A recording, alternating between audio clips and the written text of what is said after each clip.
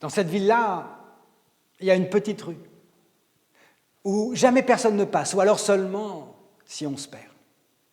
Dans la petite rue, il y a une boutique. Dans la vitrine de la boutique, il y a des poteries, toutes plus belles les unes que les autres. Et quand quelqu'un vient à se perdre dans cette rue, il ne peut pas s'empêcher de s'arrêter devant la vitrine. Il ne peut pas s'empêcher de pousser la porte. Il ne peut pas s'empêcher d'acheter quelque chose. Et quand ce quelqu'un rentre à la maison et qu'on lui dit « Eh, c'est beau ça, tu l'as acheté à qui ?» « Je sais pas. »« Et tu l'as acheté où ?»« Je sais pas. » Eh bien ça, c'est à cause que le potier dans sa boutique, c'est un de ces hommes qui passent inaperçus. Un de ces bonhommes qu'on oublie. Bon, tu sais quoi, pour lui, les choses, elles avaient commencé comme pour vous et comme pour moi. Avec un père et une mère. Un homme et une femme qui voulaient absolument que tout le monde les regarde, que tout le monde les voit. Alors pour ça, il faisait du bruit, il parlait fort, il faisait des grands gestes, d'un air de dire « Oh, on est là, regardez-nous, écoutez-nous !» Même qu'un jour, ils ont eu une idée.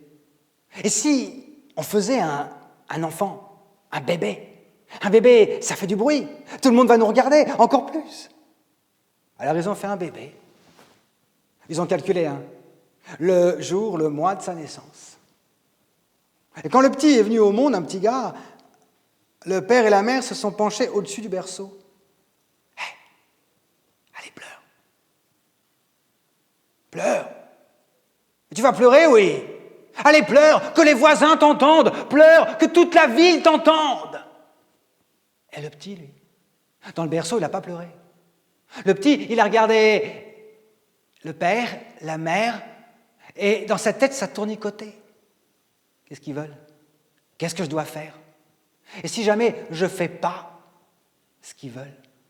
Alors le petit, il a préféré ne pas bouger, ne pas pleurer, ne pas faire de bruit. Il a grandi, hein. Et les parents ont insisté. Allez, s'il te plaît, crie, pleure, chante, joue. Tiens, dans les magasins, roule-toi par terre, fais une colère, s'il te plaît. Et le petit, lui, pas un mot, pas un bruit, pas un son. Et si jamais c'est pas ça qu'ils veulent, si jamais je les déçois, alors le petit, il a grandi tout seul dans sa chambre. Et tu sais quoi? Un petit qui joue tout seul dans sa chambre, tu l'oublies. Il a été à l'école. À l'école, tout de suite, on a vu qu'il avait tout ce qu'il fallait dans la tête. Alors on l'envoyait au tableau. Et récite, et répond aux questions. Allez, cause quoi, cause! Mais le petit, quand on l'interrogeait, il regardait tout le monde avec des yeux ronds. Qu'est-ce que je dois dire? Qu'est-ce qu'il faut que je fasse? Et si c'est pas ça, si c'est pas la bonne réponse, si c'est pas ça qu'on attend de moi, je fais quoi?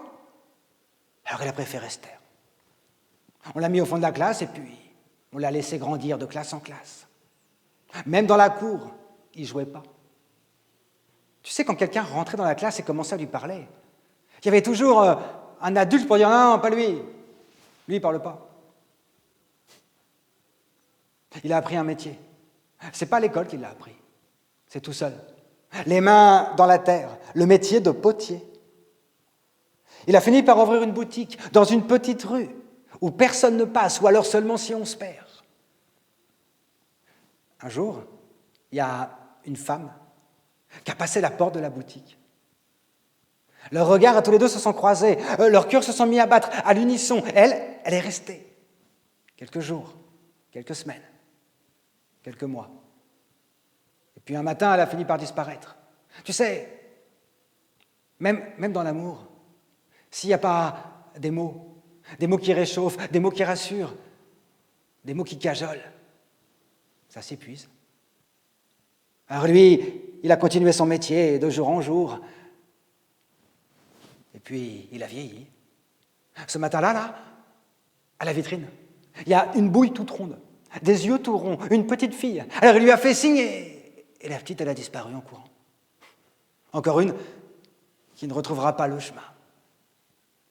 Pourtant, le lendemain, elle était là, au même endroit, Il a fait signe de rentrer, elle a poussé la porte, et là, il s'est mise à causer. « Eh, bonjour, monsieur, tu sais quoi, monsieur, chez moi, il y a beaucoup de monde. Ouais, on est beaucoup chez moi. Alors, c'est celui qui parle le plus, celui qui fait le plus de gestes, c'est celui-là qu'on va écouter. Ouais, monsieur, salut, monsieur. » Elle est partie en courant. Et le lendemain, elle est revenue. Et le jour d'après, la semaine, les mois, les années. Elle a grandi dans la boutique tous les soirs. Elle s'installait et puis elle racontait ses bonheurs, ses tristesses, ses joies, ses chagrins, ses amours. Lui, l'air de rien, il lui a posé un bloc de terre devant elle. Il lui a plongé les mains dans la terre et du bout des yeux, du bout des doigts. Il lui a appris le métier. Elle est devenue toute grande. Tiens, lui, ce jour-là, il a trotté jusqu'au four. Il a sorti le travail du jour et quand il a vu ce qu'elle avait fait, il a trouvé ça magnifique, en se disant que c'est peut-être le moment de laisser la place. Quand elle est partie, elle lui a lancé un « Salut, à demain ». Et elle a entendu « Merci ». C'était lui. Juste merci, rien de plus. Un merci qui voulait dire merci d'avoir été là. Merci d'être revenu tous les jours. Merci d'avoir causé, raconté. Merci d'avoir écouté mes silences. Ce soir-là, dans son lit, elle a été réveillée, comme tous les gens de la ville. C'est des mots qui sont criés, des mots qui sont hurlés, des mots qui sont lancés. Ce soir-là, une ville tout entière s'est mise à sa fenêtre. Ça vient d'où? Là-bas, des portes de la ville. C'était lui le potier. Il avait quitté l'atelier en laissant son trousseau de clés sur la table. Il avait pris un sac, quelques affaires dedans, et puis il avait pris le chemin à la porte de la ville. Il avait pris une grande respiration, et puis il s'était mis à parler, à laisser sortir tous les mots qui étaient coincés à l'intérieur. Et puis, ça a enflé, ça a gonflé, ça s'est versé, déversé. Il s'est mis à crier, à hurler au monde entier tout ce qui était coincé. Et quand ça a été vide, au petit matin, il est parti à travers le monde. Elle, quand elle est arrivée à la boutique, la porte était ouverte, trousseau de clés sur la table. Elle a compris. Elle s'est mise au travail. Et dès le lendemain, dans la vitrine, il y avait tout ce qu'elle avait confectionné. Tu sais, la boutique, elle est pleine tout le temps. Et les gens qui achètent quelque chose chez elle, ils savent à qui ils l'ont acheté. Ils savent où ils l'ont acheté. Et même qu'il y a des clients qui viennent des quatre coins du monde, des quatre coins du pays. Et quand elle leur dit « Mais qu'est-ce que vous faites là ?»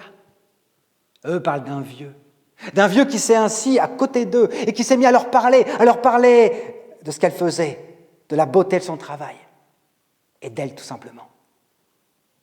Tu vois, dans la vie, il y a les taiseux.